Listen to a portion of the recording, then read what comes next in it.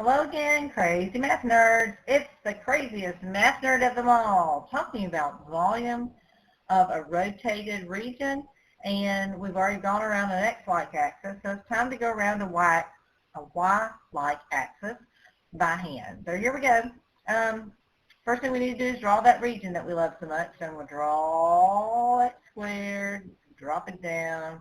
That's x equals 2, that's y equals 4, right? Is x equals 2, that's y equals 4. Right there. Y can do that.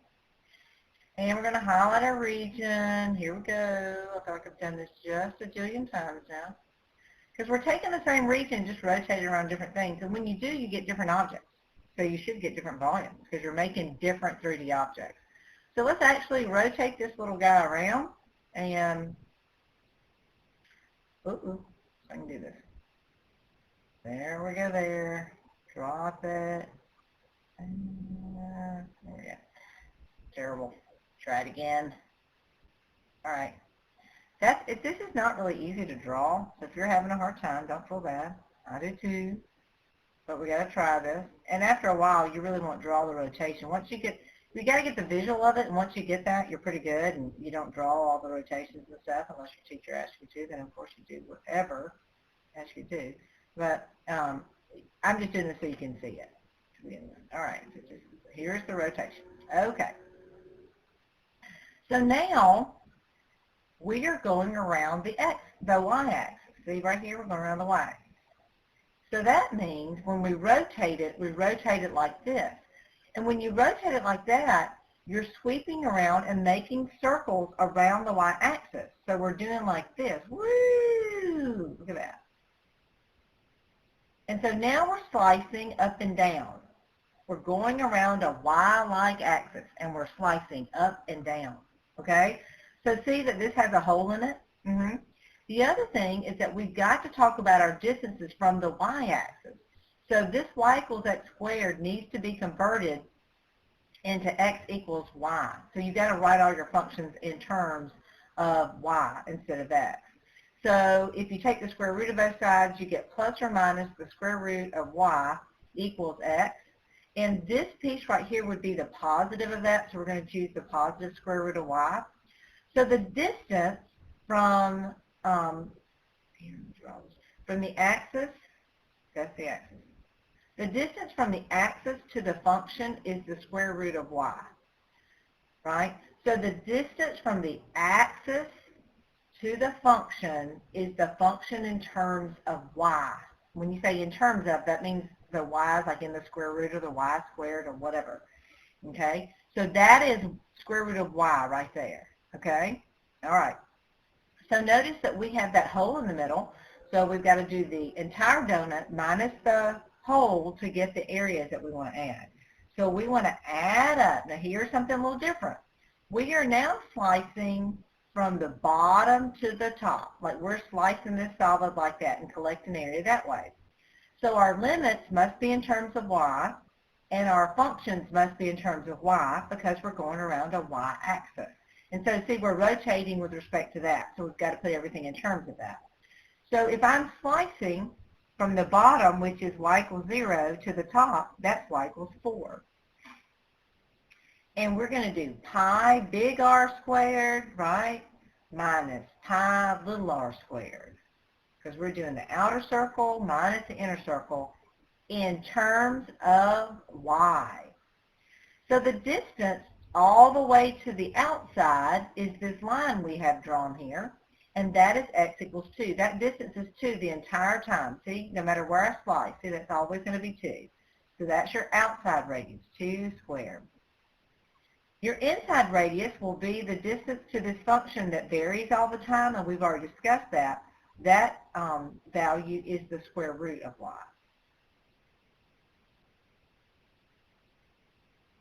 And that's it.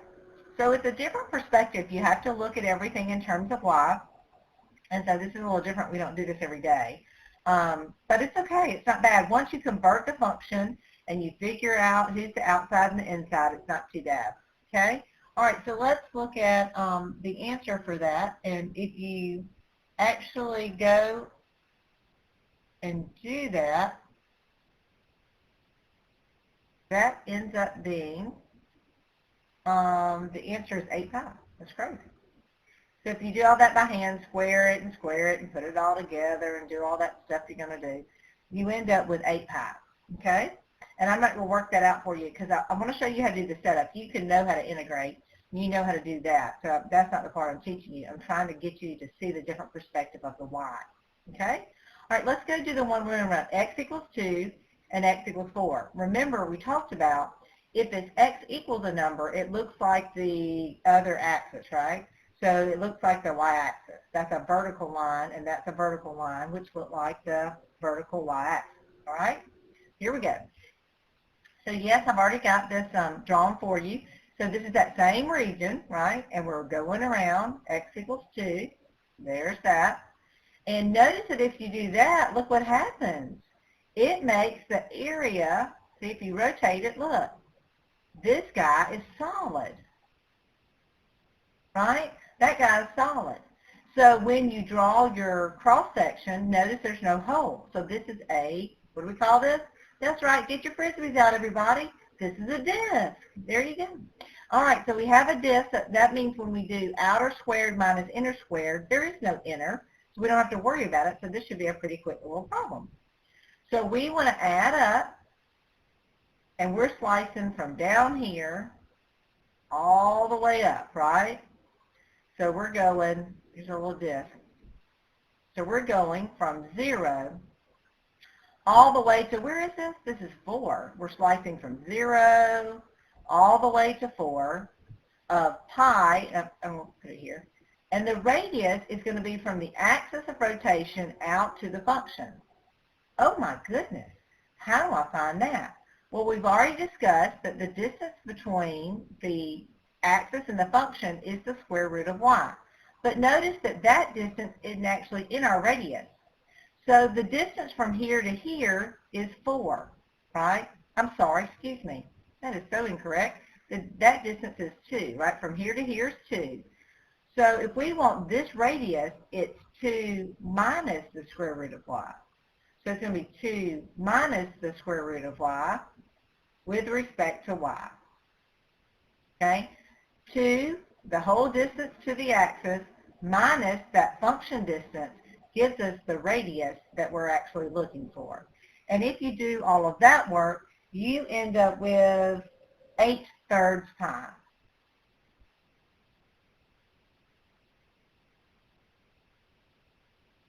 All right, for our next problem, we're going to go look at going around a different guy. All right, guys, in this example, we're going to go around the line x equals 4. Remember, that's still a y-like axis. And so, let's see, right? Ooh, that's a y. See, it looks like the y-axis is parallel to it. So that, I've already put everything in terms of y for us. We've already dealt with this. So this is like old hat, right? Okay. So what we're going to do is I have actually shown you the region flipped, and I've drawn in our cross-section. And notice that our cross-section has a hole in it. Now, it's always going to have a hole in it if your area that you're rotating is not flush to the entire axis the whole time. You're going to have a hole. So this is a washer, right? So the washer in this method is really the same thing because you're just adding up circles, but the washer has a hole in it and the disc does not. All right, so let's get this, let's go. Okay, so we are going to have to do area of the outer minus area of the inner, right? We always have to do that, the entire donut minus a hole. So remember, we're slicing, we're rotating this way, slicing this way. We're going to have the same limits we did before because we're still going to slice from 0 to 4. I'm going to take that pi out front because we kind of figured that out. That's a good thing to kind of get out of the way. So I need the big R squared minus the little r squared. I keep doing subscripts instead of superscripts. I'm so sorry. Look at that. And this will be with respect to y, because everything we have to do functions in terms of y, distance in terms of y, all that in terms of y. So I've got to figure out what this radius is. And I noticed that this outside radius changes. Like if I drew one down here, it would be that, right? That's longer. So again, I have to think, how far is it from here to here? And that is 2. No, that's not 2. It's 4, are you nuts? It's 4, right? That's our axis of rotation. This is a 4. This distance is a distance of the square root of y, because anytime you do distance from this axis, it's going to be from the axis to the function in terms of y. Just very similar to how we do, if we do it from x, don't we do from there to there, and it's the distance in terms of x? So we're kind of thinking sideways, all right? So this radius right here is going to not be 4 because it stops, because it's not going to have that distance of root y.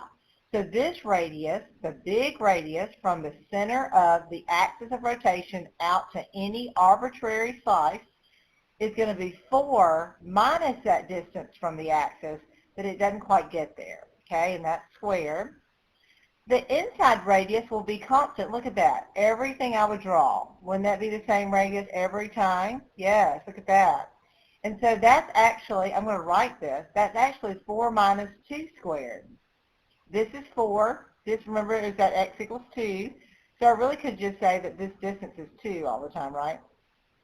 And so when we work that out, that ends up being 40 pi over 3 when you work all that out.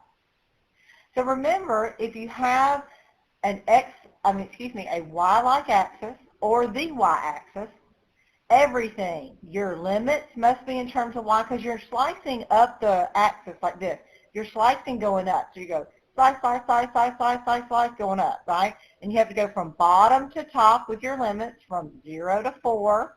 And then you have to do your distances in terms of the distance from the y-axis.